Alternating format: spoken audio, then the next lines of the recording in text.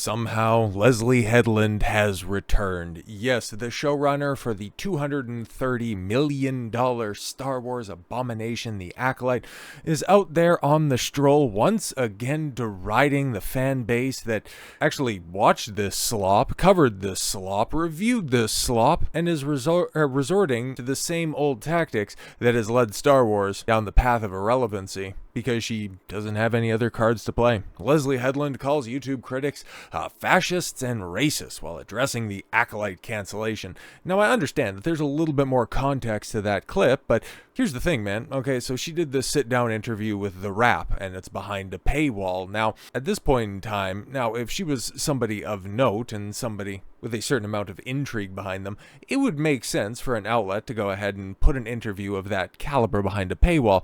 But at this point in time, it only serves to simply obfuscate from the point that you're trying to make in order to generate clicks and incite some of those fascists and racists. Because, oh, look at you chuds, you didn't even get the full context of that. Oh, you're just going ahead and running off at the mouth. But you deliberately designed your approach to elicit that response. So I know what you're doing. Everybody can see what's going on here. You have a dying medium in the old access media meeting with somebody who is a showrunner from a dying franchise, and it's a match made in heaven. With the amplifier of, discussing a dead brand in a very, very, very dead series, because it's so funny, right? Because of all of the other slop that Star Wars Lucasfilm has put out in recent years, nothing has elicited so much of a reaction, both from fans, or I guess one-time fans, rather, of Star Wars, and I guess fans of The Acolyte as well. Both of them are out there. They're still probably trying to get that Greenlight Season 2 campaign off the ground. But remember, it is the only one. It is the only series that got public confirmation. Not at first. Some of that information ended up leaking, but then he had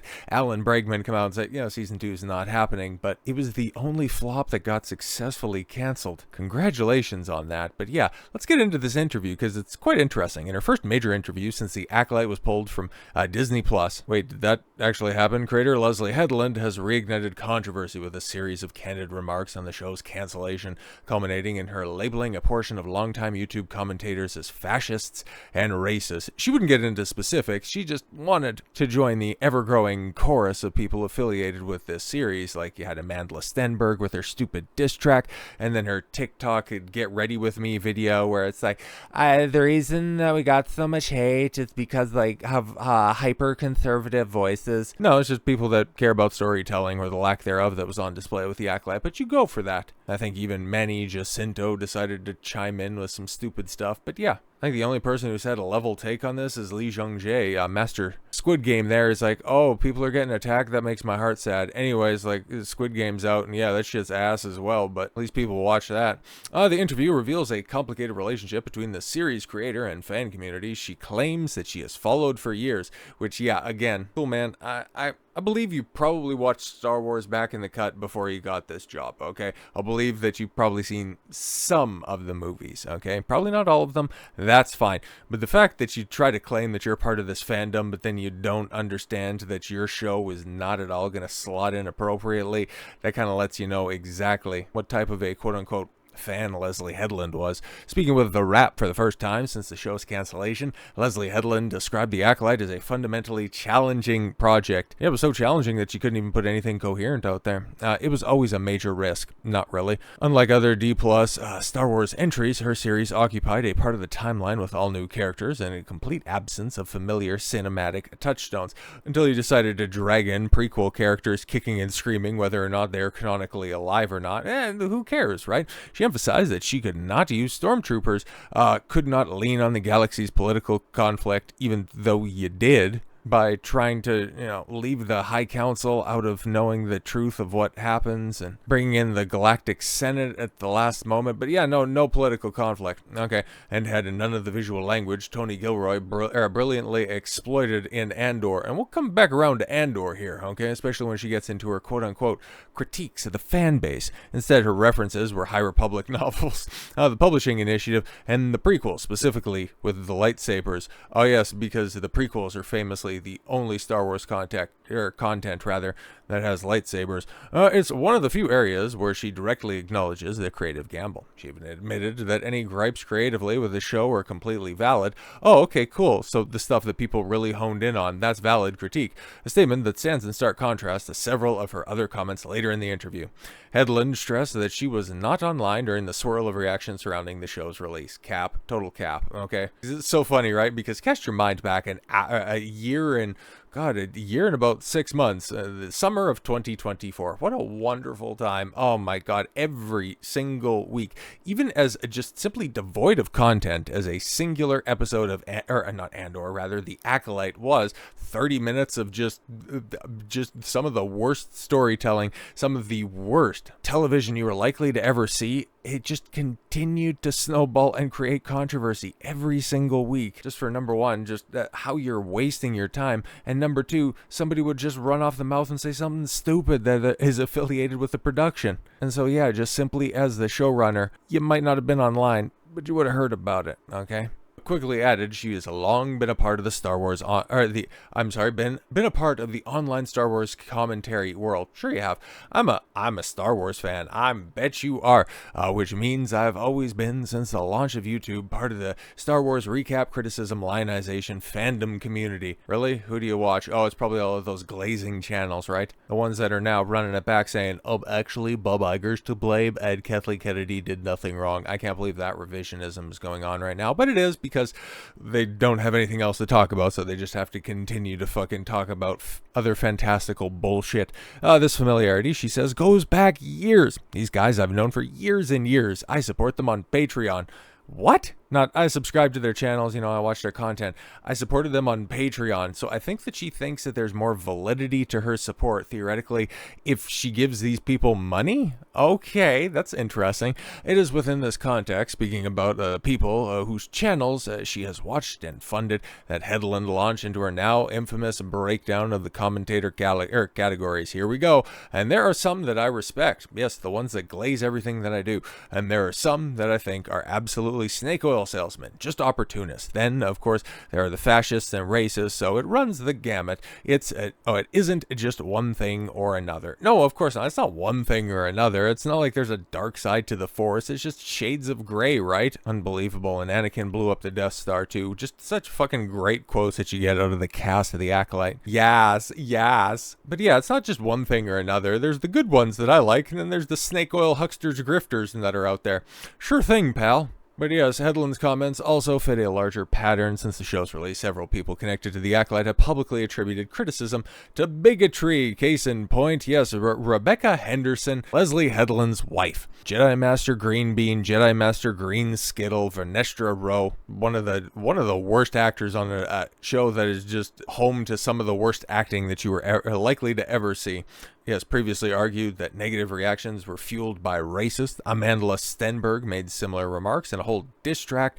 She labeled the show's many critics as racist. Yeah, it's the exact same shit. Jodie Turner-Smith, yes, Mother Anusai, also pointed to race-based animosity as a central factor in the backlash, even going as far as to say a Lucasfilm needed to do more to push back against fan sentiment. It's interesting, right? Because all of this backlash, the way that the people affiliated with the show seem to think it's all based on race and sex, but when you take a look at another show that has come out in the interim, you take a look at Andor, and well, we've got some news coming out about that production, because Disney has in fact, through tax receipts rather, confirmed that this was a $700 million project, but yeah, it's like universally beloved by the people that watch it, far more than watch The Acolyte, of course. But did the racists just take Andor off? Is that what's going on here? Oh, Disney has revealed today that it spent $60.5 million, okay, on Star Wars streaming series Andor in 2024, ahead of its debut of its second season in April of this year, giving the show a total cost of $705.5 million, which was within the budget, but still far higher than spending on any of the movies in the sci-fi saga. But you're also talking about 24 episodes, about 24 hours of or it's a little bit less than that if you factor in that, most of the episodes, it's still longer than episodes of The Acolyte, between 45, 50, maybe even a little long in minutes. When you break it down, it's not really that much more expensive than several of the other projects, but still, it speaks that Lucasfilm not being very good money managers. Disney has had a mixed bag of results from its Star Wars shows. No, it's all been shit. And Andor and movies, since they bought the creator of the series, Lucasfilm, for $4 billion in 2012. All the stars aligned for The Force Awakens, and it's been downhill since 2015, because, in just a few short weeks, TFA turns 10 years old. Hilarious how Disney doesn't even want to acknowledge that, but The Force Awakens grossed at $2.1 billion and earned an impressive audience score of 84%, on Rotten Tomatoes. And then The Last Jedi happened, and then the franchise died. But yes, the only one of Disney's Star Wars' franchise that has managed to maintain audience appeal across several seasons is Andor, which stars Mexican actor Diego Luna as an eponymous spy working in the heroic rebels, that take on the might of the Empire, led by legendary villain Darth Vader. Well, that's not entirely true, because the Empire is led by, let me just go ahead and check my notes again. All right, the Emperor. Holy shit. Set 5 years before the tremendously successful original trilogy, Andor feels equally grounded thanks to its heavy use of practical effects, physical sets, rather than digital backdrops, and fucking nonsensical writing. So it's interesting, right? Because when there's conversations about Andor, it's about character decisions, it's about the story, it's about the plot, it's about how it slots into the wider world. But when there's conversations about the rest of those terrible, atrocious pictures, just totally not related, of course not, Disney Plus slop shows, well, it's so funny, right? Because when there's critique about Andor, there's a back and forth that can happen. When there's critique about The Acolyte, you're just simply a sexist, racist bigot. Oh, interesting not being able to bridge the gap right there. But hey, Leslye Headland, you're a fan of Star Wars. You support the creators that you really love, and it's just all of those racists and bigots that are out there that just, poo-pooed on your parade, that didn't allow you to create or see through your vision for a second season of The Acolyte, which I am totally on board for. I really hope that you get this redemption arc that you're so desperate for, because honestly, on the horizon of Star Wars, with a flop in the making that is Mandalorian and Grogu, we got some more information on that, and I'm sure I will touch on that before the end of the week.